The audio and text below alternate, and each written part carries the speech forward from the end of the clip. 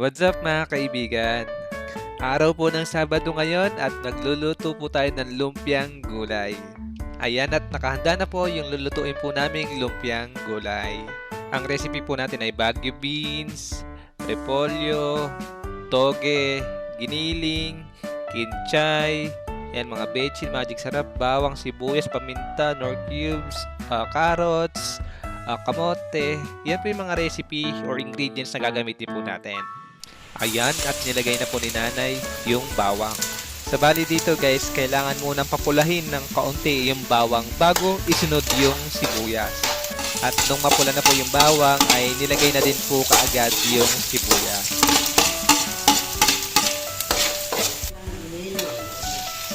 Ayan, at nilagay na po dyan ni nanay yung giniling.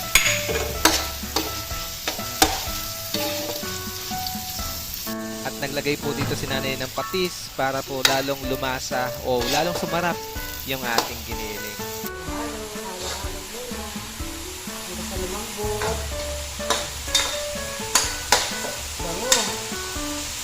At sunod na pong nilagay ni nanay yung kamote. Noong oras na po na yan mga kaibigan ay nagugutom na talaga ako. At nilagay ko na din po dyan yung ibang gulay na gagamitin po natin. At naglagay po si nanay dito ng konting tubig. At sinunod na po dito ni nanay yung toge. Pagkatapos ay minekos-mekos na po yan ni nanay. At sunod namang nilagay ay yung Baguio beans. Tapos, pampalasa.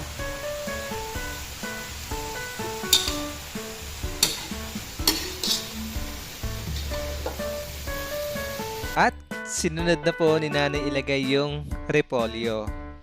At imekos-mekos lang yan at maya-maya ay luto na yan. Natin yung kinchay, pampabango.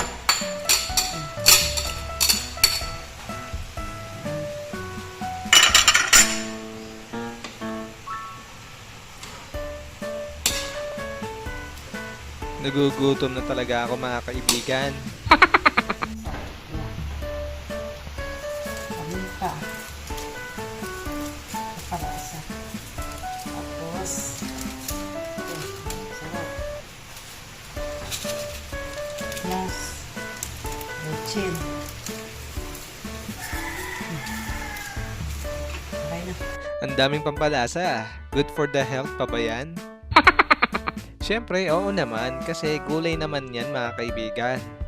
Ayan at luto na po yung ating gulay at babalutin na po natin ito ng lumpia wrapper. At siyempre, pagkabilot ay pipirituhin na po natin yan. At sinimulan na pong pirituhin ni nanay yung ating mga lumpiang gulay.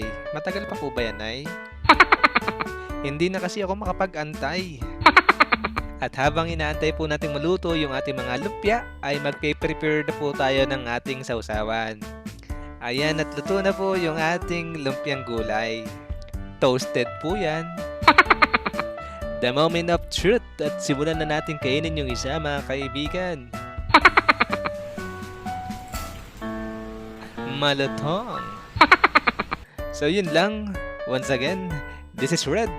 See you in my next video guys and salamat!